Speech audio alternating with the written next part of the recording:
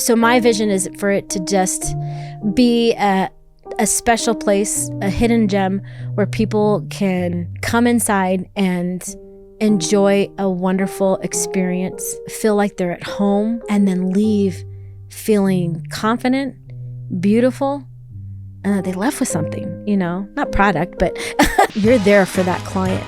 They're paying you for that service. They don't want to hear about your drama. So it's very imperative that a stylist, even a salon owner, leave their stuff at the door. I was like, how do I create a salon that will empower the stylist, give them that mindset that they own their chair? I don't want to be their boss. I'm just collecting on the rent. I want them to run their business. And when that mentality and that mindset started, independency grew, empowerment grew, confidence grew. And it was amazing to see. It was just like they're building something for themselves too. Absolutely. And that's amazing to me. Welcome to the Colorado Springs Business Podcast, where we discuss business principles and provide real-life insight into the lives of everyday business owners and entrepreneurs. If you're watching on YouTube, make sure to subscribe or leave a review wherever you might be listening. Now, let's talk business. Welcome back to the COS Business Podcast. Today, we have a very special guest. Today, we have Tiffany Wieker on our episode today. This is going to be so great. It's Andrew's work mom and his personal hairstylist. Welcome to the show. Thank you. Yeah, we're so excited to have you. We have a lot to talk about today. There's a lot to go through with a lot of different things. But first and foremost, we want to know a little bit more about what started you on your journey in entrepreneurship. Entrepreneurship. Oh, well, my father. My father was a diehard dreamer, entrepreneur in the grocery business. And, he was always just aspiring to get to that, that dream of having his own grocery store. And when he started as a little kid, he swept the front porch of the market and then evolved from there, checker to manager to general manager to his very own store. And he's had a few.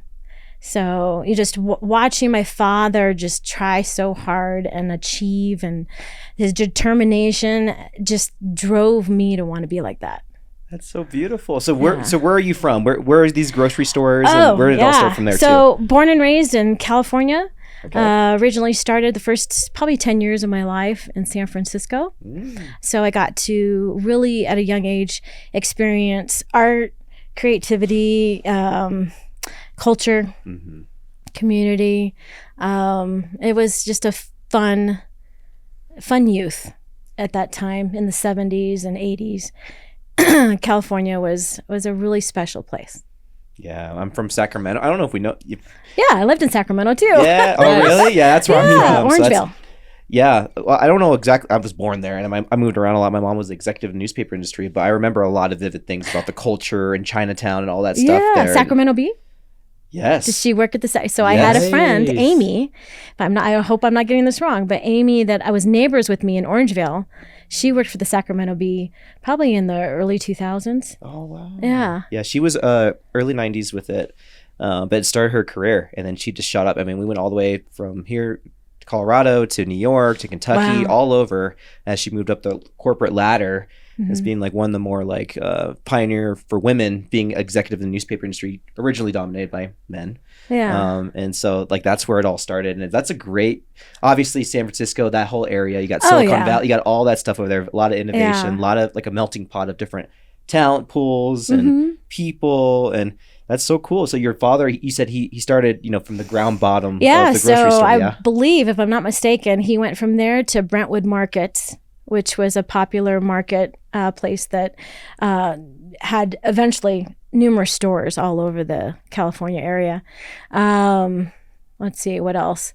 So yeah, he did that. My mom was an executive secretary for B of A and some other major corporations downtown San Francisco. She was just she's a real badass. So yeah, That's lots awesome. of, they were always very just driven. Both my parents, just driven, hardworking, working class citizens. So. How many siblings? Are you only child, or did you have a whole family too? I am not. So ours is an interesting dynamics. There's 3 of us. I'm the middle. But I'm don't the middle too. Act like the middle power.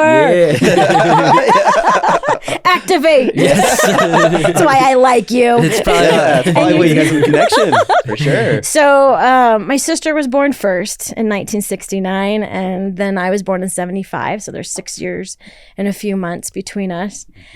She always wanted that little sister, she wanted, it. So she kind of took me on like she was my mom while my parents worked full time. And it was us for a minute. And then 10 years later, after I was born, my little brother was born. Wow, what a spread. 10 years. Yeah. So yeah, we just loved and adored him. I mean, it was like, my dad's like, I got my boy,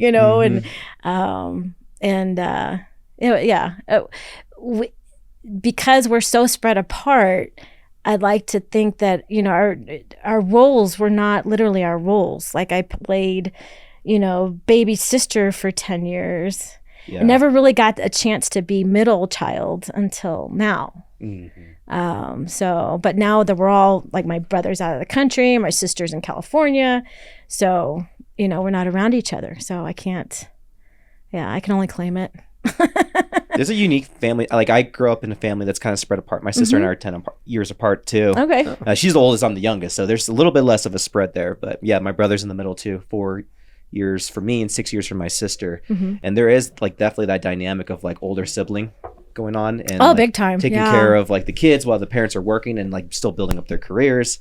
Yeah. So I'm sure like you probably learned a lot of early skills, especially in entrepreneurship when you're younger, because you're taking care of another life and you have to kind of figure things out on your own. Which is a keystone habit of a good entrepreneur, right? You have to be a problem solver all the time, no matter what length you are, what altitude you are, you're always solving new problems. Right. So, and I think because entrepreneurship was so attractive to me growing up, the way I grew up, we were very independent kids. Yeah. What was the word or term for that? I can't remember, but basically just growing up on your own. I mean, my parents worked till 5, 6 at night. My sister was responsible for making sure I got on and off the bus. And this wasn't just a school bus. This was the city bus. And so just, learning that, and then eventually moving into like more of a suburban area was very much a culture shock for me.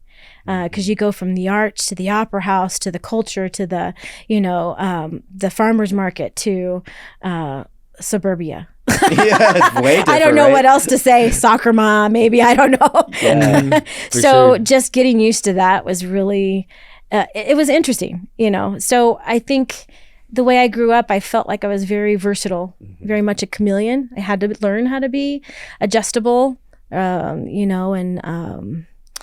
just be easy. It taught me to be very easygoing, so. Not to mention how worldly you become with dealing with other people, right? Because there's going to be different people in the urban areas versus the suburban areas, correct? Right, yeah. So, I came to fall in love with building relations with people, and what better way to do it than behind the chair?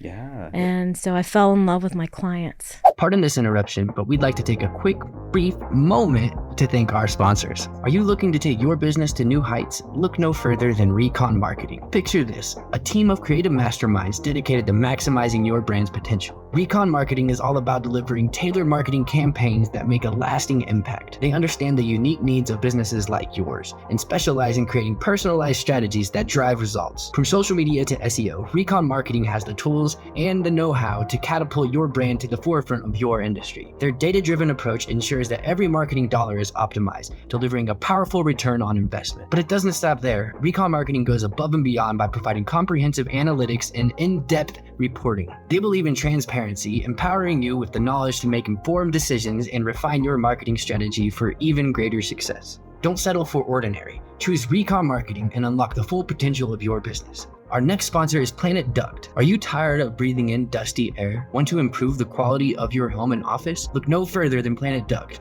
the experts in air duct cleaning. Planet Duct is dedicated to providing top-notch service, ensuring your ducts are clean and free from harmful contaminants. With their state-of-the-art equipment and skilled technicians, they'll remove built-up dust, allergens, and even mold, giving you a breath of that fresh mountain air. Why choose Planet Duct? They go beyond ordinary cleaning. employing advanced techniques to ensure your entire HVAC system is thoroughly cleaned. Their team understands the importance of a healthy living and working environment, and they're committed to delivering exceptional results. When you choose Planet Duct, you're not only investing in cleaner air, but also in your overall well-being. Clean air means fewer allergies, reducing respiratory issues, and increased energy levels. Breathe easier knowing your air ducts are in the hands of the professionals at Planet Duct. And feel free to mention our show when you reach out to them. Don't compromise on your health or the air you breathe. Trust Planet Duct to clean and maintain your air ducts. Visit their website at planetduct.com to book your appointment today. Introducing our next sponsor, the People's Tiny House Festival, the ultimate celebration of innovative living spaces and alternative lifestyles.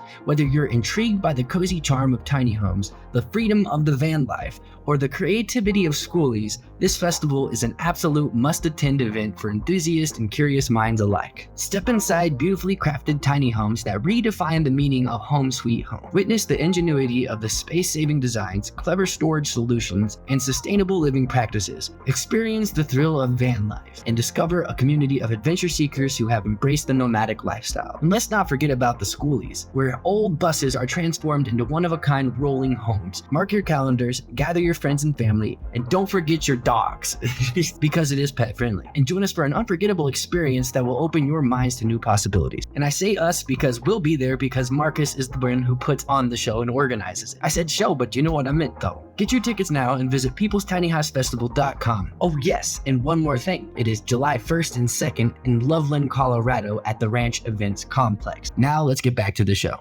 Let's talk about that. So was this your first career choice too? Like, did you go right out of high school wanting to be a hairstylist? Like, talk a little bit. Let's unpack that a little bit. Actually, I did. So it started at 6 or 7 years old, where I had this little Chrissy doll, and you could cut her hair, and then you pull the string, and her hair would grow back. That's awesome. And so I kept cutting it, and then it got to the point where it didn't grow back. So then my mom would have to buy another Chrissy doll. And these were back in the 70s that these were created. They're about 18 to 20 inches long. I bet they sell for a lot right now. I was just thinking. I can't imagine, yeah. But they were the super funnest doll. I mean, it was the coolest thing to just be able to, and back then, I mean, what a great invention. It is. I bet it started a lot of people getting into the hair industry. Oh, sure. Like, they probably started with the Chrissy doll. I bet there's a whole subset of people that are just like how you guys started with it. Oh, yeah. And I going from that to experiencing my mother butchering my bangs at 2nd grade. And, so I had this, I had this one moment where my mom was like, keep still. And I'm like not wanting her to cut my bangs. And I'm fighting her. And so then I turn. Someone, I don't know if it was my father or my sister that said something. I turned and she cut. And the day of my pictures, the day of school pictures. And so I do have a picture, 2nd grade, of my bangs going, Pew! What a great memory of that's immortalized. That's awesome. And I'm like, I will never do that. So every time I cut people's bangs, I'm like, don't cut them too short. Don't cut them. Don't move. Slowly going at it. Yeah. Nice. Yeah. Oh my God. So yeah, let's talk about this a little bit more. So when you got out, I mean, obviously you had to go to school for this, correct? And then, yes. So where are you now? Are you still in California? Or are you in Colorado? So I started out as a makeup artist. I loved makeup. So, how I started that was my mom was very interested in my mom loved makeup. My sister loved makeup. I'd always watch them put their makeup on. I'd always sit in front of the bathroom mirror and watch my mom, do her thing. She's just the most beautiful woman, I thought, growing up, and still, even though she's gone and not with us, she was a very beautiful lady. So, just watching her and fascinated with how she would put things on. And then my sister joined Mary Kay when she was in high school because she wanted to make money. And so I would help her put her little kit together and all that stuff. And then as I got older, I did the same thing where I joined like in the MLM, just to kind of get that jump start. I did, I think Arbonne, I did Amway, I did Mary Kay, you name it, I did it. And just constantly searching for that, I don't know, just wanting to make an impact of some sort. But I still needed to grow up, at the same time. So makeup artistry was just, I loved it. I did weddings in California, here and there, hair. I would do some of my girlfriends' hair in high school. And I really just, after I graduated from high school, I actually got married. and declined because two of my goals was to be married, be an awesome mom, Yeah. and then have a career. Mm-hmm. And so I was like, well, why can't I do both? Yeah. And so got married first. I decided not to go to college. I felt like that was not my thing. That was more my sister's thing. Mm-hmm. I gave away that free ride. Yeah. Yeah, it was going to be graphic art, design. Oh, nice. Oh, cool. Yeah. Yeah. That's something I love doing. Yeah. So then decided to go to hair school.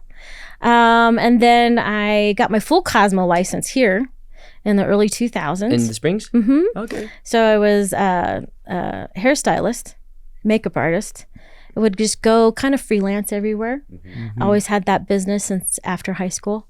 And then made it really super, I don't know, it felt like there was an urgency to create something after my divorce. Mm-hmm. So we came here married with 3 children, beautiful children, amazing kids, adults now. Yeah, we've met them before. Yeah. That's right. Mm-hmm. That's right. They were at the Rob's Rub. Mm-hmm. Yeah. Great Yeah. launch. Very proud of those kids. And then one you didn't meet was the middle child, and he's under the sea right now on a submarine. So, yeah. So, what else? So with the you started out doing the makeup. Yeah. Tell us the kind of dive in, and I know it may be sensitive topic, but why you had to stop doing the makeup. Yeah. These. Yeah. Yeah.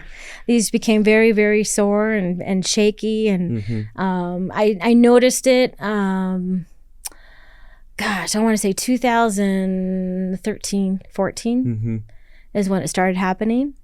And I can still cut hair, I can still color, I can still style. Yeah. It's hard sometimes, which is, at the age that I'm at now, I'd like to get more into the business instead of more behind the technician chair. stuff. Yeah. behind the chair. Yeah. So, but yeah, I could no longer do makeup because I just couldn't get the eyeliner.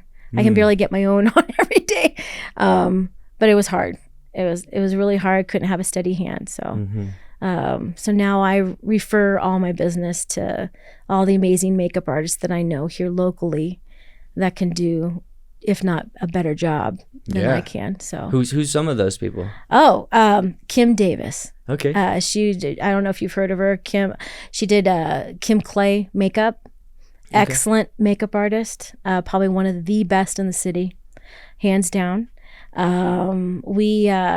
We met in 2012, and I've seen her business just thrive. And she has a business with her husband and 4 beautiful kids, 3 boys, 1 girl. And it's neat to see how all of us have just evolved. So yeah, Kim Clay, I'm seeing some up and coming. She's got some makeup artist partners that she works with and freelances with. I can't think of names right now, but Judy Hicks is up and coming. She's been actually a makeup artist for quite some time, and she's an esthetician at our salon. Oh, cool. Okay. Yeah, and her right-hand girl, also Ashley Raposo, she does makeup as well. And what's esthetician? Estheticians, they do facials, waxing. Okay. So Judy they both do facials. They're excellent at it. Judy, kind of her niche is lashes, and she does great facials, and she does makeup.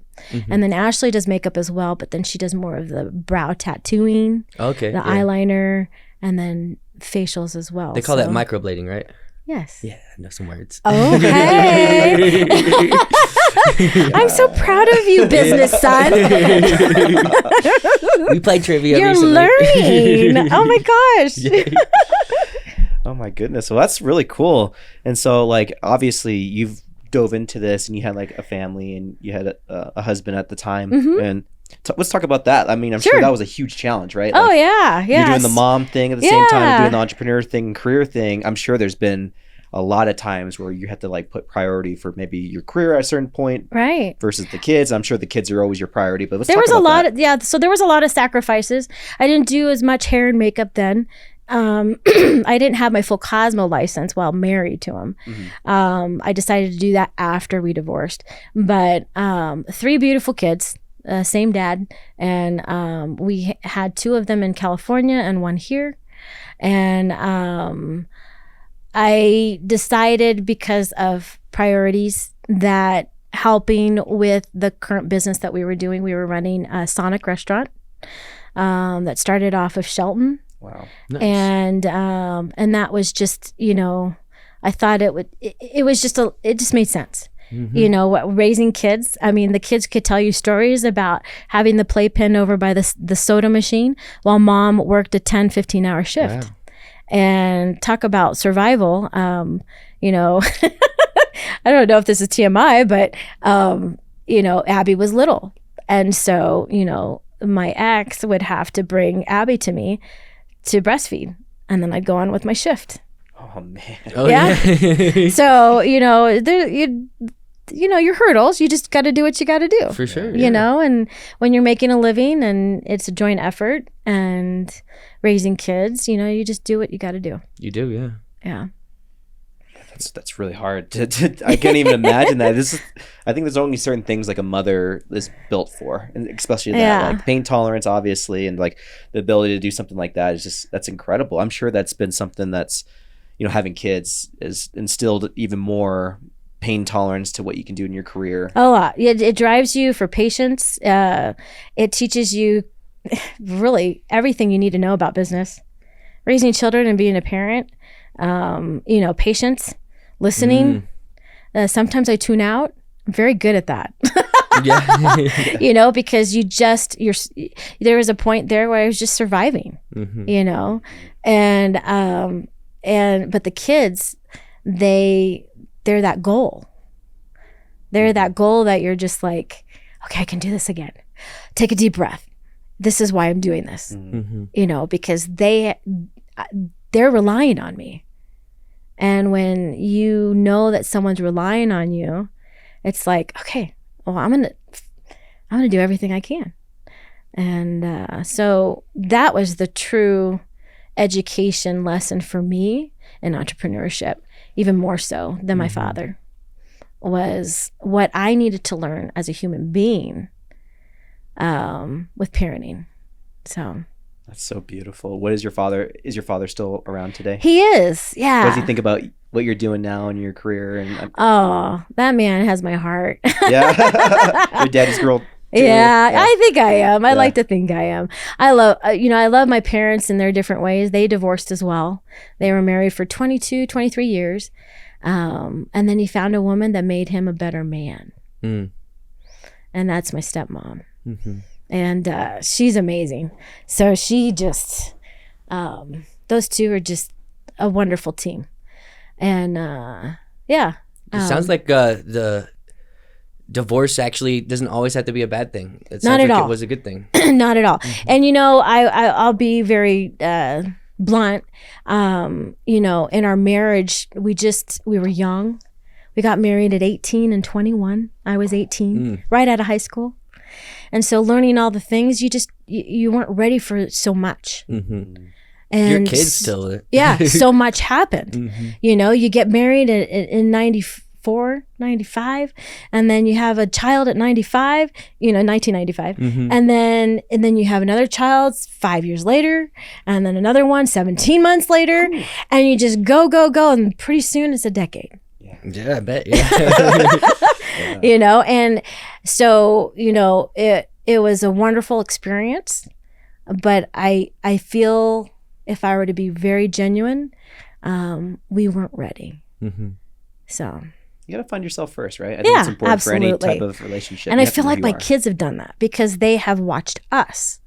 And so they've watched us co-parent. We've tried to figure out the co-parenting, and I'd like to think that we've done the best we could with that. And the key to co-parenting is that it's not about you.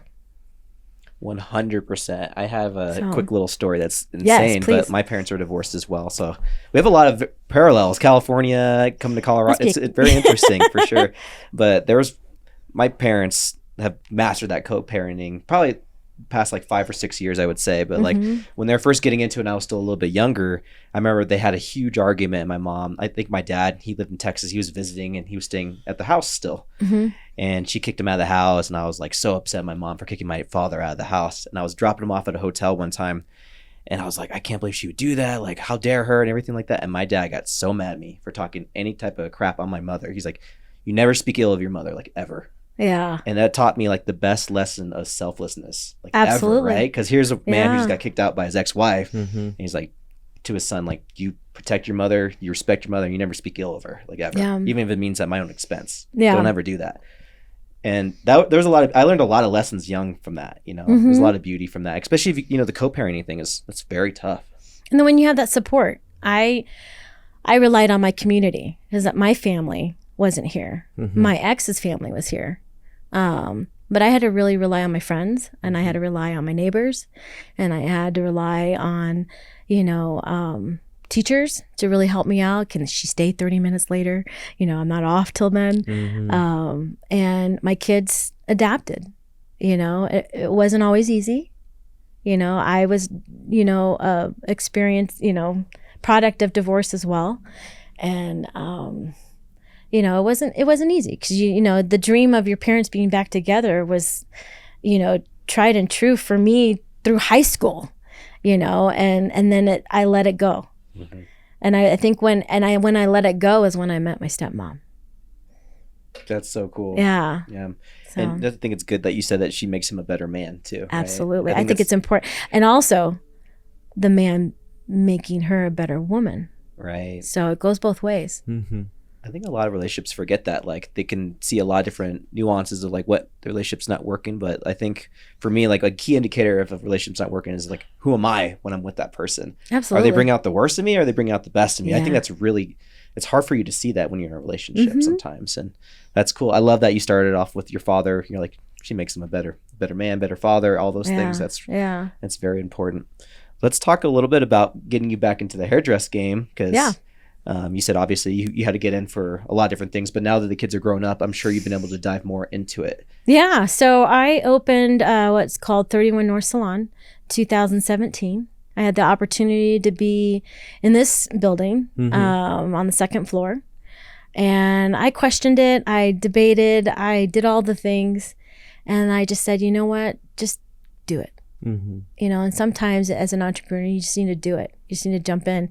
You can't overthink things. Yeah, that's and you know, and then you'll find your reward, right?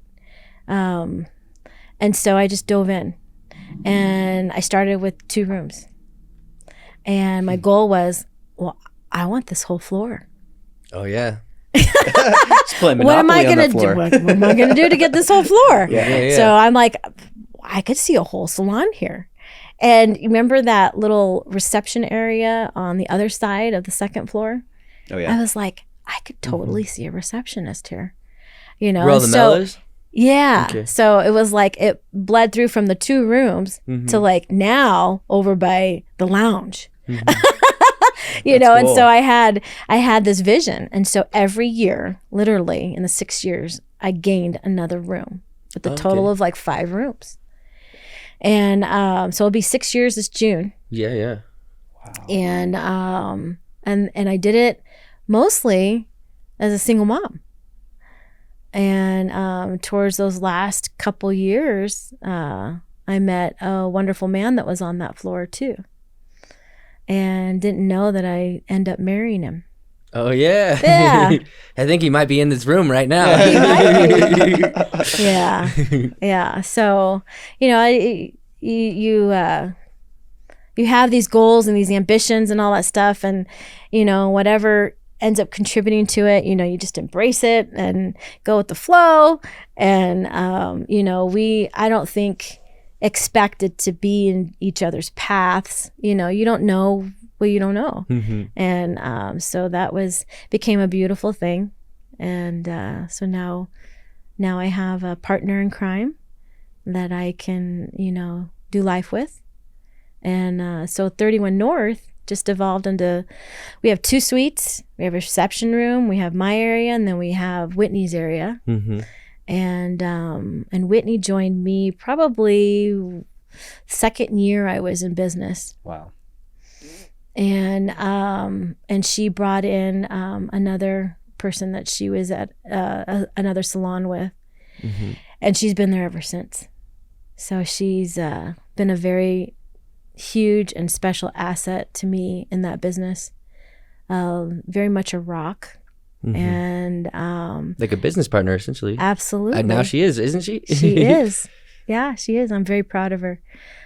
She has her own journey, which is a whole different podcast. Oh yeah. Yeah. Yeah, we're gonna have to get her on one of these days, maybe. Yes. Yeah, she's probably upstairs right now doing hair. Okay, downstairs. Or downstairs, yeah. Yes. That's really cool. So yeah, so as things have progressed, you just have that next. Okay, what's next?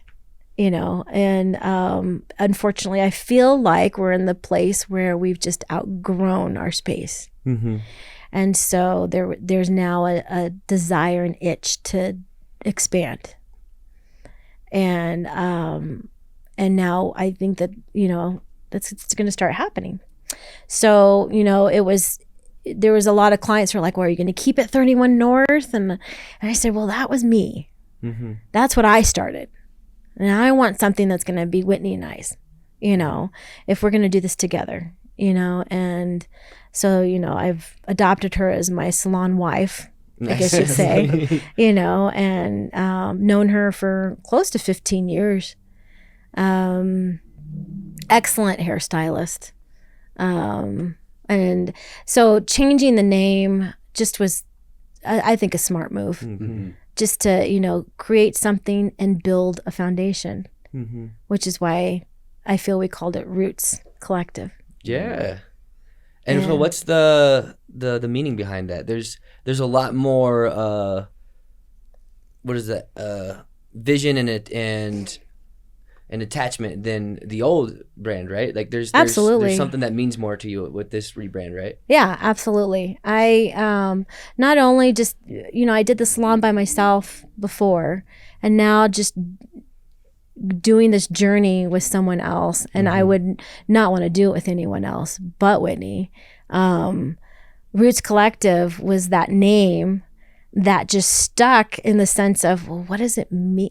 I like this name. Why did we pick it? Well, it's not just roots. It's not the roots that we refresh on the scalp, but the roots and the, that we build, like a tree. It has to start with the root and the foundation. And the culture we create, the relationships we build, it's all linked. Roots are linked like an aspen tree, and there's something magical about that. It's not just a salon. It's the relationships that we build in the salon. We wouldn't be a salon without those relationships. So I'm excited about Roots Collective. I think it's going to be an amazing journey. It's not going to be easy, but it'll be worth it. Yeah. So. Yeah. So, with that, like it is a very intimate kind of setting where you're building with people. Can you talk a little bit about the connection you have that you build with your clients? Oh, absolutely. Well, one being you. That's me. I've adopted him officially as my business, son. Yeah. And just think the world of you and seen your journey and how hard you work, and Marcus, and it's rewarding to see how you can make people feel so important, so beautiful, and polished, and just ready to just go for the day. And that's a high for me. Oh yeah, nice. Yeah, that's a high for me. For sure. I get a lot of adrenaline out of that. Yeah. Just relaxing someone if they're stressed. I'm very much I pick up on people's energy, and I know when someone's stressed. So I know when to dial it down or pick it up, or what if they need tea or coffee. Or whiskey. Yeah, or whiskey. Speaking of. Yeah. Wow, we got that black hat right there. I may need a refill. That black hat is something else, man. And it's local. Here we go. Yes. The wide angle. Delicious. I remember. So I'm going to squirrel because I'm a squirreler. I'm a squirreler. So I remember when James started Black Hat. And, you know, his routine when he comes home is... James is my husband. Yeah. Yes. He's going to get all red in a minute. Oh, yeah. She's all about getting them all blush. And he came home. And his routine is, honey, you know, guess what? And he goes through all the things and he tells us that because he's very expressive. And this is probably the most expressive anybody will ever experience with me is on a podcast. Or in the chair. I was going to say, or in the chair. Or in the chair. Yeah. Otherwise, it's like, you know. But so that's his routine. So he came in and he brought that black hat. He goes, you got to try this. And I went, oh, yeah? And he goes, yeah. So he takes the thing off and pours the glass and he goes, that's good, huh? And I went, I can imagine his face exactly. Oh, yeah. And I mean, 3-year, rye, corn, and malted barley, aged. Nice. So right when COVID started, huh? Absolutely, yeah. Is when this was first poured or started brewing. Yeah. So, and that's been just an evolution of wonderful things too. So, very proud of him extending his journey in the liquor business and building some amazing relationships in that industry.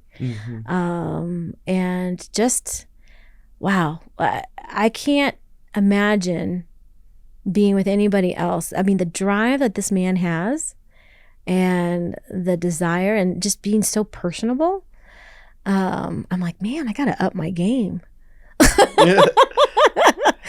But yeah, so he's got some great things going on with Black Hat and those relationships too. So it's exciting. Yeah, that's cool because you know, I consider you guys in the community as a power couple. And like it's really cool to see. You know, I haven't known you very long, but I like seeing the version of you that I see, and I know there's a lot that takes to get there. And I know, like you said, like having another partner who's an entrepreneur, I'm sure that helps push you, like you're saying. I'm sure you push him in a lot of ways too. And so how I just kick him in the butt. Describe that relationship though with you two, because you're both entrepreneurs. Like, oh, absolutely. It's really challenging, you know, with one entrepreneur in a relationship. How about two entrepreneurs in a relationship? I'm sure there's actually a lot of understanding too and patience. Oh yeah. It's definitely been a journey. Yeah. You know, I was like, man, I'm good, but this man's great. Like he's really good at connecting and, you know, and I've always, I don't know, pride myself, I guess. I don't know if that's a good word, but, you know, always connected people. But this man's on steroids when it comes to connections. And he does it because he loves it. He doesn't, you know, monetize on it. He just does it because he wants to. And so, you know, he wouldn't brag about this, but he's made money for a lot of people just by connecting. And is not, you know, expected anything in return. And so I love that about him. Just always just giving of himself and what he can do to improve a scenario, which is probably why he named his business Solid Solutions. But no, very proud of that man. And again, I wouldn't want to do life without, you know, with any other person. How do you guys help each other when it comes to both your guys' ventures, your in entrepreneurship, your businesses? We love dovetailing off of each other with ideas. You know, we communicate, and that's vital in a relationship, any relationship, friendship, people in your chair, business. We love that. We love communicating, whether it hurts or it's good. So, you know, it can be painful at times. You know, there's certain things you don't want to hear, you know, but when you face that with someone that you're going to spend the rest of your life with, it becomes something different and you can handle it better you're not doing it alone.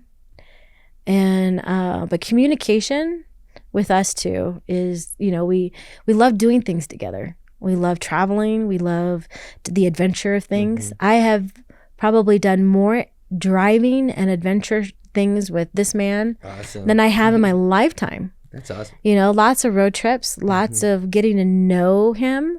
And I'm a squirrel again. Yeah. I love squirrels, by the way. Yeah. Let's talk about those. No, they love nuts. yes.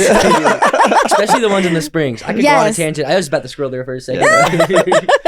Yeah, in Kansas City, they run away from you. In Colorado Springs, they come to you. It's wild. And now I forgot what I was going to say. Dang it. Sorry. I can't with you too. Oh gosh. Layers So deep. so we were doing our. You were about to go on an adventure. You went on you and James went on a crazy adventure you're about to talk about. Yes. So we play road games. We love to make up That's cool. road trip games. And one of our favorite is a game that we both made up. I said, well, there's two. One is the short one, which is the singing one. I thought, James, this would be so fun if I just give you a topic and then you turn it into a love song. Oh, that's fun. Yeah. Wow. And If do you you can do it. remember what it was? It was we were on Cyril Summit coming down into Montrose. And what was the topic? It was like I think it was like Coca-Cola and Giants or something weird like that. Yeah. It was So, crazy. and I said, you had to make it romantic. Yeah. And the man, talk about, what do you call it in drama when you just have to? Improvisational. Yes, Yeah. improv. That man is on it. Where He's me, freestyling? I'm just chicken.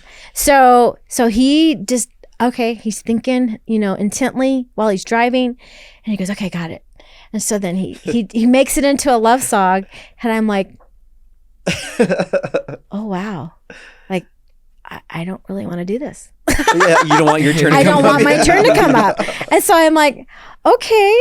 And so then he gives me a topic and I was like, no, I'm good. I'm like, we're done. But so then the next game is, this is cool. So if you guys ever go on a road trip, pick a topic and then let it evolve. So for instance, if I were to mention podcast, what correlates with a podcast? It could be anything from the camera to the technician to the lighting to what's on the podcast and so forth. So if you wanted to do a 5-second game, just real quick, and I mentioned the topic podcast, what would you say? I gotta do topics or different types of podcasts with you because me and him Yeah. bounce back and forth. Yeah. We listen to like 30 different ones, and then he has his own 30 to 50 or whatever it is. Oh, so, yeah. so we So go you- all day with that one for sure. But if you were to pick something in regards to podcast, like even just the word, any small, minute relationship to podcast, even the lettering, you would just say it out loud and it'd just be one word. What would it be, Marcus? Marcus shirt. I like video. Is that Video. Is that good? Yes. Video. So now it's your turn. Conversation. Conversation. So then I'd go back and I'd say relationships. Okay. So do we keep going? Or And then we'll just do it one more time. does it go off the 3 or is it Or off any? the relationships. Does it go off Yeah. what you Now just it's said? off of relationships. Okay. Wow. Yeah. So then it evolves. We went from Hitler to like religion. Okay. So, or entrepreneurship. I mean, it just everything. And the reason why I mention this game, it's really unique because the magic of it is that everything is connected. Mm-hmm. That's Everything is awesome. connected, which brings me back to the name Roots Collective. Yeah. Everything is connected. There's a magic with that. For sure. Yeah. Oh, I love that. So what's next for Roots Collective? I know like the rebranding process is just starting, but let's talk a little bit more about that. Like what's the future hold for Roots Collective? I'd like to, so my vision is for it to just be a special place, a hidden gem where people can come inside and enjoy a wonderful experience, feel like they're at home, and then leave feeling confident beautiful. They left with something, not product, but, Yeah. but just loving, looking forward to their appointment. Not just, not stressing about, oh shoot, is she going to take my bangs too short? Or, oh God, I got to hear about her drama again. Really it's the reverse. That client, you're there for that client. They're paying you for that service. They don't want to hear about your drama. So it's very imperative that a stylist, or even a salon owner, leave their stuff at the door. They want to tell you about their drama. Absolutely. Yeah.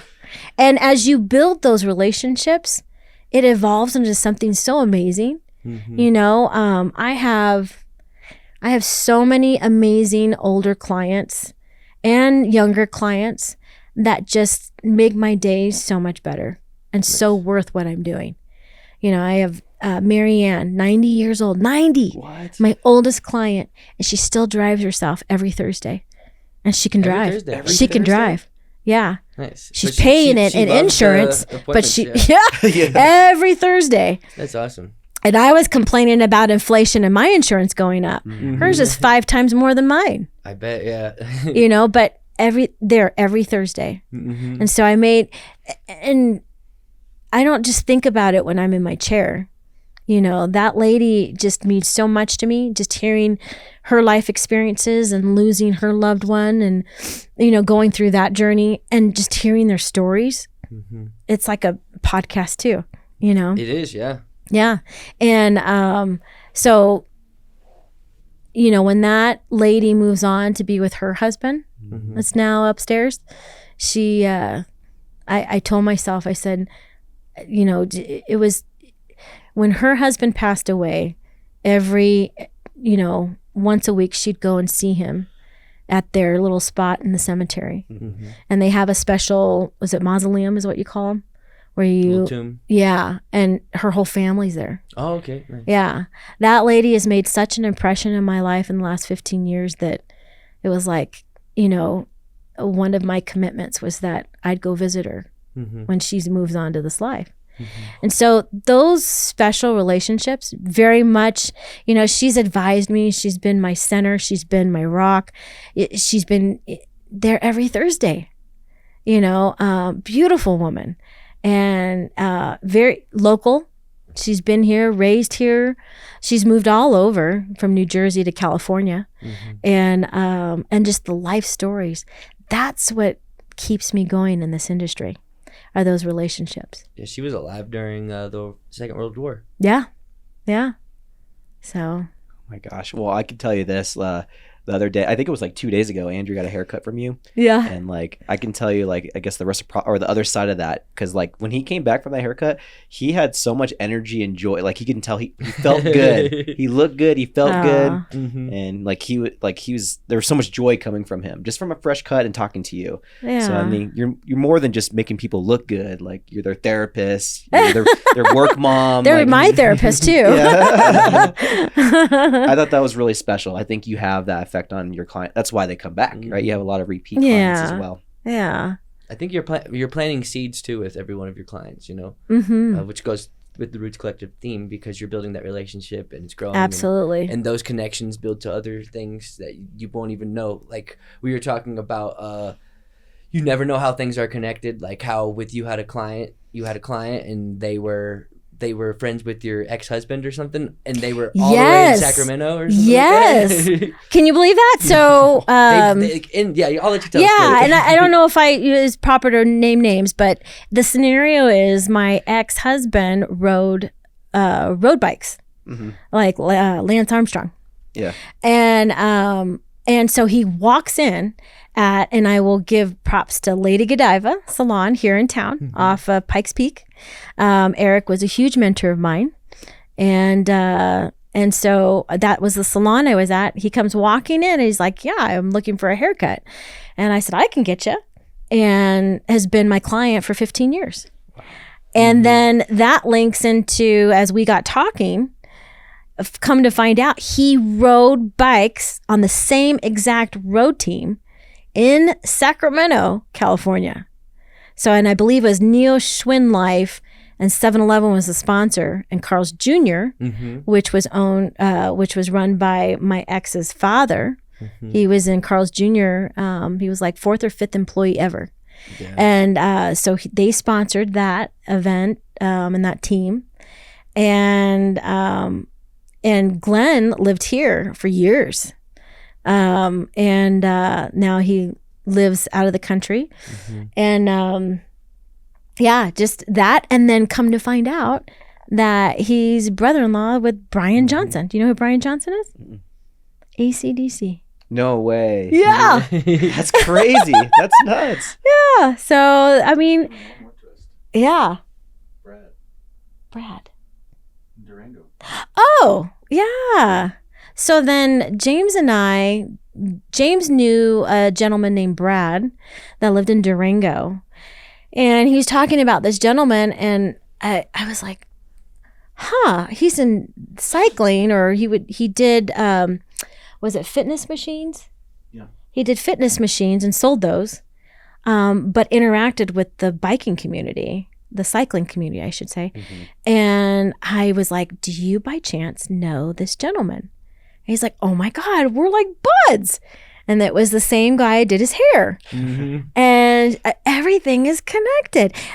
And that evolved too, to the point where his son had a son that went to school with my son. Oh, I mean, this is so weird. Yeah. And it goes on and on and on. So it's just it's a magical thing, you know? Yeah. So. Did you say you wanted more? Me? If I do, I'll have to run to the restroom. Okay. Oh my gosh. You guys are truly connectors, both you and James, in this community. Yeah. And like, I'm so thankful that you guys are here. Because it's really special, and we're talking about connections and roots and all these different things, and it's just cool to see. It seems like a lot of things are coming full circle for you and your career. They are, yeah. I'm super excited about doing this venture. We are looking for funding. We started a fundraising link for businesses. And I think I sent you that link. Yep. We can put it in the, it'll be in the description. Yeah. So, and that will help go towards, our equipment and inventory that's just so expensive. I can't even tell you, like, it's like $800 for a mirror. But there's things that we can work around to get that cost down. But also in regards to the fundraising, if anybody contributes 500 or more, and they're here locally, or they want to come see us, we'll gift them with some awesome services. Free services on us. So what's a mission? What's your mission behind Roots Collective? We've already discussed that. Sure. But that could inspire people to want to invest in helping you out and create this. What is the impact you want to make with Roots Collective? Our impact is I love our community. We have such an amazing community. One thing that I have always had a heart for is a single mom. And there's a lot of single moms in the hair industry. And they quit. And then they go on to waitressing jobs or something that they, feel like it's going to bring in money quicker. And so I started something really special with 31 North initially, where because my overhead was so low, I was like, what can I do? Now that I'm saving money here, what can I do to just be, have an impact? And it was with the stylists. So my vision for that salon was to empower the stylists that came through my door. To get them started, to start an LLC or an S Corp or whatever, teach them all the things.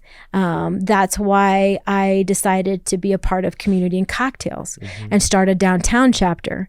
Everything for me has to be cohesive. And how can I collaborate with this? How can this move in, and make a difference here?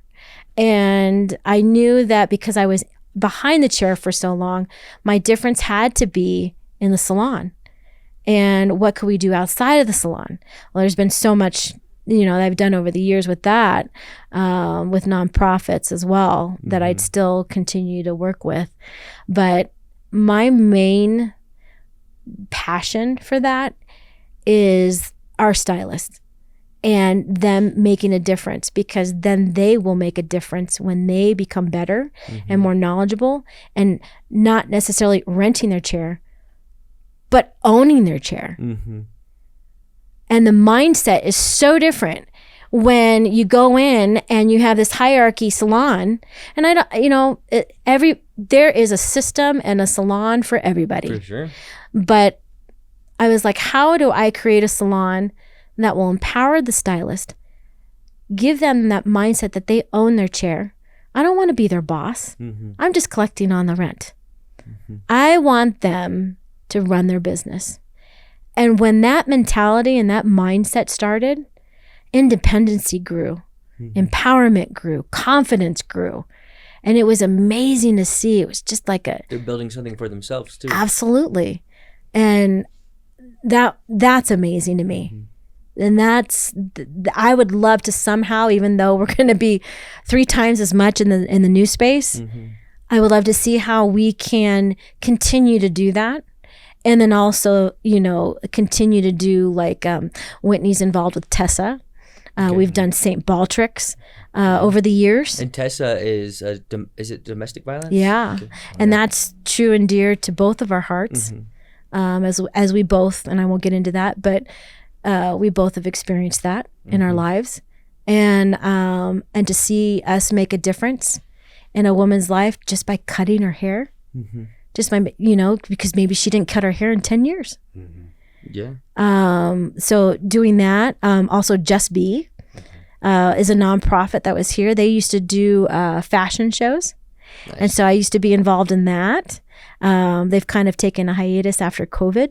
But I think there's word that they might be coming back. And their cause and their vision is for anybody that has cancer. So they find those resources to help either a person that is already passed, that is in the interim of the cancer stages, or has beat it. Amazing nonprofit. And I hope to see them in the new future, after COVID and all the things. So I like to say that, 31 North will just continue to evolve in our community and be a special place where everybody can come. So nice. Yeah. Awesome. Are you at liberty to say where the new location is going to be just yet? I'll announce that in a little. Yeah. It's going to be close to Carter Payne. In that area, just a couple blocks south from here. And what are the crossroads for Carter Payne, for those who don't know? I believe Carter Payne's off of South Weber, which is owned by Jeff and Melissa. Is that right? Amazing folks. Yeah. They've built something really unique and eclectic there. If you want to hear the story about that, one of my clients who I'm producing a show for just interviewed Jeff and his mission and everything about. Isn't he Carter great? Payne. Yeah, it's and really so involved. awesome. And you told me something about him. We're going to scroll again. It's called. Let me announce the show. The show's called Bringing Back the Block. If you want to check that out. So awesome. Yeah, great guy. Yeah. Great guy. Yeah, he gives a lot back to the community every week. He was the top volunteer, I guess. He got nominated for that, for helping with the Marion House and the homeless stuff. And nice. Yeah. He's a chef as well too, I believe. No, or he has a chef. I don't want to misquote. He has a chef named Marcus. Actually. I believe he has he makes his own beer. That's what it is. Yeah. Yeah, that's the local relic. Yeah. And he volunteers every Wednesday at the Marion House, and cool. and he's done that for 20 years. So I mean, talk about a wonderful community. We are truly spoiled and loved here. And what would you not want to be a part of? We have you guys, and I love the city. Yeah, it's a really unique city. It's like, a lot of what people is want it to go called? to Big Denver, Little but City? I'm not going to Denver. No, I dread it when we have to travel to Denver. No, I mean move their business to Denver, and I'm staying. I'm here. Yeah, I don't feel lost here. Yeah, me neither. Yeah. Well, Denver, it's just chaotic. Yeah. I love Denver, but it's not. I don't want to live there. Yeah. There's a lot of exciting things going on downtown, and for a lot of our listeners who Colorado Springs traditionally was like a pocketed city. You stay in your little pocket. Northgate, Powers, West Side, Security, Fountain. It's changing a lot downtown here. It is. And like you've been here for 6 years now. And I've been doing hair downtown for 20. Gotcha. Oh, downtown for 20. So I've been here total 23 years. Okay. Yeah, and in the downtown scene. But I've never left downtown. That's but awesome. I've owned my salon for six years. Yeah. Yeah. So how has that changed for you? I'm sure it's changed a lot down here. Like we have a huge homeless problem. Mm-hmm. And you always, as a human being, you're like, what can I do? And there's not much you can do as, just someone that's running a business and so forth. But you can make a difference in the little steps that you do. There's times where, I've seen people offer food to the homeless, giving them a bottle of water, I've given food to I had a couple famous or favorite homeless friends that were homeless that they were just Charles. Have you ever met Charles? I think I have. Is the guy with the dog? Pitbull? I don't know if he has a pitbull or not. Yeah. There's a few of them where you just recognize him. He smiles all the time, and and I want to say he's maybe from like New Orleans or something. He's got a little bit of a accent, maybe. New Orleans. Charles. Yeah, and he'd always go to Einstein Coffee. We've taken a couple selfies with him, but he offered Abby when she came to get her hair done, my daughter, and she couldn't find any change, and he goes, honey, would you like a quarter? I got a quarter. I mean, wow. Awesome. And she's like, can I do anything? And we've bought him coffee, and I've given my leftovers to Steve. He was another gentleman that and you want to know their stories. Everybody has a story. Yeah. Yeah. It's just been built up so much down here too. Yeah. So that's and gonna then be a big part of it. And where we're located, we have these huge we have like condos and apartments going up, and just the development of that. And it's changing the skyline actually, because I live in Palmer Park, those apartments that they're building down there, it's changed the skyline actually. And I have to say, our art community is kicking ass. Yeah, we are kicking butt. I remember when they were struggling, and Clay Ross is a big part of that. I know. Absolutely. I just seen him last night. Yeah, we love you, Clay. Yeah. She knew which camera to look at. This is great. Yes, he is, and and it takes effort, and time, and he's building those relationships, and he's creating something amazing. And it's a scary time for a lot of artists right now. Yeah. Meaning with a lot of the AI, it's discouraging a lot of people to want to even get in it. And it's discouraging a lot of people who are already in it. So I don't think people should be discouraged about it, though. I think they should be excited about it. But that's my opinions. Sure. Yeah. Because I'm excited about it, and I'm an artist. Yeah. But I don't think you should let it discourage you, but let it.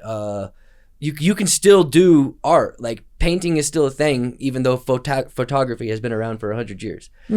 So there's still.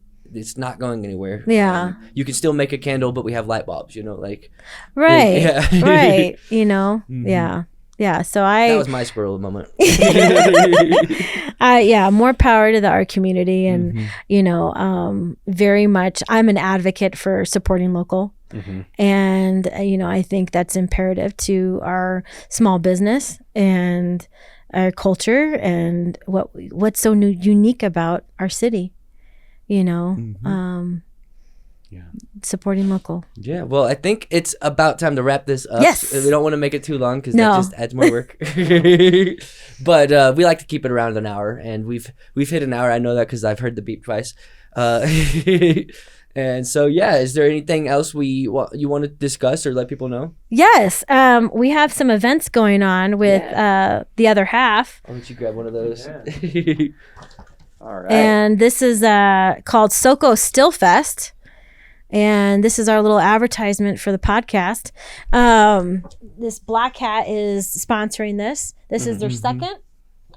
And I believe this will be in June. and everybody's June 24th. It's one of the best still fest or like festivals you'll go For to. distilleries. Absolutely. That's what it stands for, right? Yes, yes. So that look out for This is some good that marketing event. material. I like these. And that was created by Darla. Oh, nice. Yeah, Darla Darla's Barbie. awesome. Yeah. She's amazing at that stuff. And we're excited to see everybody. Yeah. That is going to be an amazing event. I highly suggest people block that out. Where's 3104 North Nevada at? That's off of Nevada, over by where Roadhouse and Vasa are, and right past, like really on the right hand side of Right, Roadhouse. It's at Black Cat. Yeah. Okay. Yeah. Nice. So, and The I Public believe Alexander, it'll be in that vicinity, right? All the parking lot. there where they And that Yeah. space is so awesome. It was one of my first places I went to for a networking event, Power Connectors. Yeah, Public And- House. Yeah, the Public House. Yeah. And it is just, I love the circle area around it. That venue is awesome. Talk about a wonderful collaboration of Totally. one building. Yeah.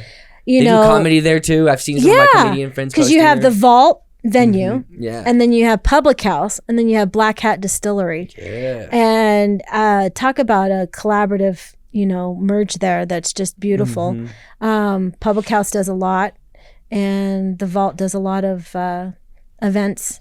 So yeah, keep your eyes open for SoCo, and hope June to see everyone 24th. there. Yeah. 2 p.m. to 5 p.m. I know how to Yes. advertise events thanks to this guy. Oh yeah. I love it. I love it.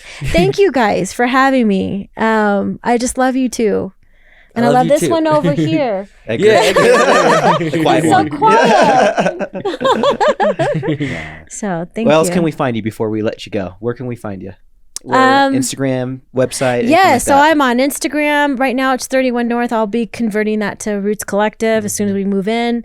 I'm on LinkedIn. I'm on Twitter. Nice. Gosh, we even have what is it called? Our Boozy Life. Our boozy life, yeah. Yeah, on TikTok. I'll connect it all in the doobly doo. Yeah, I'll send it all to you for And- sure. And so that way, if someone wants to book a hair appointment with you, or even Whitney, Yeah. that'd be awesome. Yes, we'd Book love now. that. We'd love to see everybody for Yeah. sure. Sweet. Well, this has been the COS Business Podcast, and we'll see you guys on the next one.